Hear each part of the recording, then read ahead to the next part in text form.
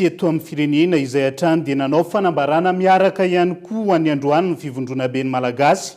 Manohitra ny Jadona andalovany firenena amin'izao fotoan'izao, tsy ekenantsony hoy izy ireo ny tsy fanarahan-dalàna ataon'ny mpitondra fanjakana hitazonana fahefana. Fanampanazavana.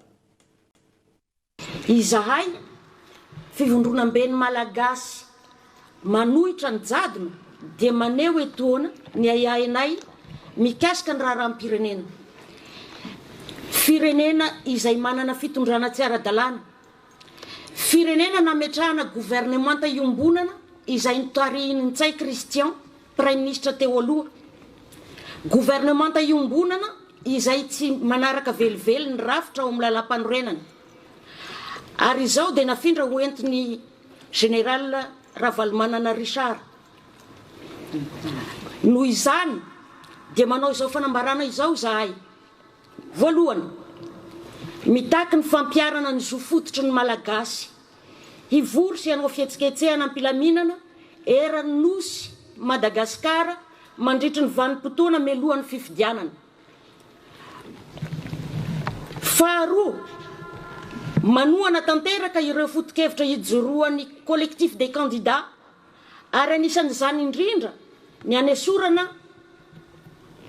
araky ny article 270 ny Code de nationalité Malagasy ny filatsahan'ny candidat fahatelo izay tsy manana intsony ny zo-pirenena Malagasy hatramin'ny Novembre 2024. Tsy ilaina ampahatsehivina akory izany fa efa fantatry ny rehetra. Fahatelo,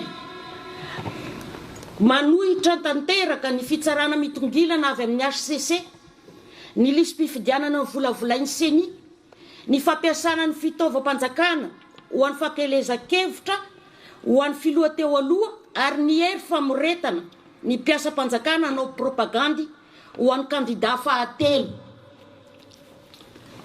Fahaefatra, manamafy ny ayainay noho ny fitsikilovana ny samy Malagasy amin'ny alalan'ny logiciel Predator, fitaovana voavidy amin'ny tsy ara-dalàna, ampiasaina amin'ny tsy ara-dalàna ary mametra-panontaniana ny fiavian'ny vola 14 millions d'euros, vola panjakana, volam-bahoaka, volako, volanao, volantsika, Malagasy tsy vaky volo, ny vidianana an'io fitaovana fitsikilovana mamoehitra io.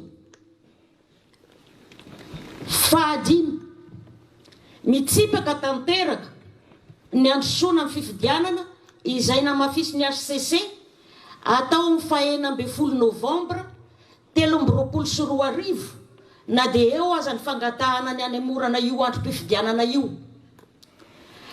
Fahaenina, manao antsoavo ny Fivondronambe iraisam-pirenena anatsahatra avy hatrany ny famatsiam-bola sy ny fanohanana ny irosoan'io fifidianana io.